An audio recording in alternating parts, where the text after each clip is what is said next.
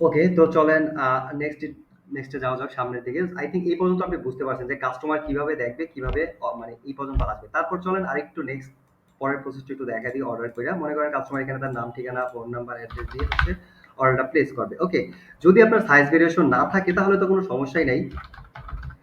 Just order place করলো। আপনি যদি প্রোডাক্টের আপনার কোনো সাইজ না থাকে তাহলে আপনি জাস্ট প্যাকেটিং করবেন আর দিবেন। বাট সাইজ থাকলে সে এখানে লিখে দেবে। ওকে, ধরেন আপনার যেটা বললাম স্মল, স্মল সে লিখে দিল। ওকে, স্মল লিখে দিল। ধরেন অর্ডারটা প্লেস করলো কাস্টমার। তো তারপর আপনার প্যানেলে এইভাবে অর্ডারটা মানে আসবে। ঠিক আছে? আপনি জাস্ট যখন এডিট করতে যাবেন, এখন থেকে এখানে লগ ইন করা আছে অ্যাডমিন পেলে, এই জন্য ডাইরেক্ট এখানে নিয়ে আসে। কাস্টমার করলে ওখানে নিয়ে যাবেন। আপনি অর্ডার প্রসেসে এই দেখেন মানে সরি, হ্যাঁ, অর্ডার কনফার্মিং এ আসছে যে নতুন যতগুলো অর্ডার প্লেস করা থাকবে এখানে আপনি পেয়ে যাবেন। এখান থেকে মনে হয় এই অর্ডারটা প্লেস হয়েছে, দেখেন $3 এখন প্লেস করা হয়েছে। আপনি এডিটে ঢুকবেন। আই থিঙ্ক অর্ডার প্রসেস কিভাবে করা জানেন, সো এগুলো আর দেখাইলাম না। তো এখানে আসার পর আপনি দেখতে পারবেন যে এই কালারগুলো সে অর্ডার করছে, আর হচ্ছে এই যে স্মল সাইজটা নিবে। সিম্পল, আপনি তাকে ফোন দিয়ে কনফার্ম করতে পারেন। কনফার্ম করে নেওয়া অবশ্যই ভালো, আমি মনে করি সবসময় প্রত্যেকটা সাইজ সেই স্মল নিবে নাকি বা স্মলের জন্য অর্ডার করছে নাকি, এটা আপনি ফোন দিয়ে অর্ডার কনফার্ম করে নেবেন। বা অর্ডার কনফার্মের জন্য তো ফোন দেয়নি, তখন এটা জিগে নেবেন। ওকে, অনেক সময় মনে করেন কাস্টমার এই স্মল, এল, এম কিছুই লাগবে না, বা আপনার যে সাইজ আছে 1 কেজি, 2 কেজি বা 40, 41, 42 যে কোনো ধরনের সাইজ কোয়ান্টিটি হোক না কেন সেটা লিখবে না। তখন এই যে যখন ফোন দেবেন কনফার্মেশন, তখন এটা শুনবেন, শুই না জাস্ট এখানে এডিট করে এখানে জাস্ট আপনি এখানে লিখে দিবেন, এই যে নোটের মধ্যে লিখে রাখবেন যে সাইজ কোনটা সে নিবে, স্মল বা লার্জ বা এম কোনটা নিবে সেটা জাস্ট আপনি লিখে রাখবেন। আই থিঙ্ক বুঝতে পারছেন বিষয়টা। ওকে, বা ডাবল এক্সেল,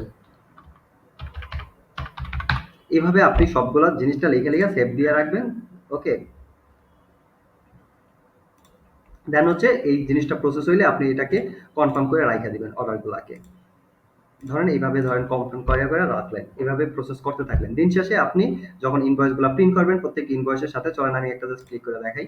যখন আপনি ইনভয়েসগুলো প্রিন্ট করবেন, আগে তারপর হচ্ছে ইনভয়েসগুলো প্রিন্ট করে নেবেন। অর্ডার প্রসেসের স্টেপগুলো আমি দেখাচ্ছি না। ইনভয়েস যখন প্রিন্ট করবেন তখন এখানের মধ্যে লেখা থাকবে যে সাইজ ডাবল এক্সেল। আপনি এই কালারগুলো লাগবে, ইনভয়েস দেখে দেখে যে প্যাকেজিং করে সে খুব সহজেই প্যাকেজিং গুলো করতে পারবে। সো আই থিঙ্ক এই বিষয়টা বুঝতে পারছেন। আমার মত আমার কাছে হচ্ছে 1 নম্বর পদ্ধতি থেকে 2 নম্বর যে পদ্ধতিটা আছে, আই থিঙ্ক এইভাবে যদি আপনি ম্যানেজ করেন তাহলে বেশি ভালো হবে। একটা ক্যাটাগরি বানাবেন, ওইটার আন্ডারে আপনার যে কালার গুলো আছে ওইভাবে লাগবেন। তাহলে হচ্ছে ক্যাটাগরি ল্যান্ডিং পেজে যদি ঢুকে তাহলে সবগুলা কালার দেখতে পাবে, বড় বড় ছবি সহ। অ্যাড টু কার্ট খুব সহজেই সে একটা করুক আর 5টা করুক, দেন হচ্ছে মাল্টি অর্ডার করুক, কালার গুলো অ্যাড করে অর্ডার প্লেস করতে পারবে।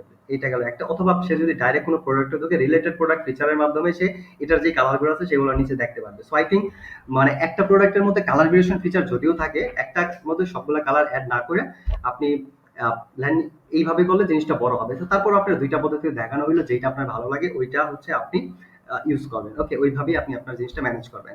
আপনার কাছে যেটা বেশি ভালো মনে হয় বা যেটা বেশি যুক্তিসঙ্গত মনে হয়, আই থিঙ্ক এটা বুঝতে পারছেন। এই গেল একটা বিষয়। বাট এইটার মধ্যে একটা জিনিস খেয়াল করেন, আপনার সাইজগুলো কিন্তু নোটের মধ্যে লিখতে হয়। বাট আপনি যদি চান যে না এটা অটোমেটিক করবেন, সাইজগুলো নোটের মধ্যে লিখবেন না, নো প্রবলেম। ওইটাও করা যাবে। তাহলে আমি 3 নাম্বার পদ্ধতিতে ওইটা দেখাবো যে কালার ভেরিয়েশন আর সাইজ ভেরিয়েশন, একই প্রোডাক্টের সাইজও থাকলে কালারও থাকলে সেটা কিভাবে ম্যানেজ করবেন। মানে এটা তো দেখলাম 2টা পদ্ধতি, আরেকটা পদ্ধতি আছে। সেই ক্ষেত্রে আপনার এই নোটের মধ্যে লেখার ঝামেলা থাকবে না। কাস্টমার অর্ডার করার সময় কালারের সাথে সাইজও সে সিলেক্ট করতে পারবে।